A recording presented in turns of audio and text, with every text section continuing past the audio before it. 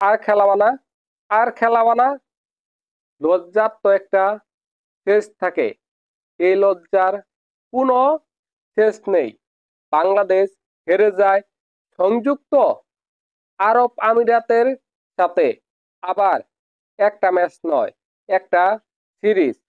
একটা ম্যাচ যখন হেরেছে তখনও তো একটু সান্ত্বনা দিতে পেরেছি যে যাক, একটি ম্যাচ হেরেছে, ভুল করে হেরেছে। কিন্তু আজকে তো বাংলাদেশ সিরিজটাই হেরে গেল, তাও লজ্জাজনক, চরম লজ্জাজনক ভাবে। এর চাইতেও লজ্জা হতে পারে? যারা খেললো তারা কি মুখ দেখাতে পারবে? তারা কি বাংলাদেশে ফিরে আসতে পারবে?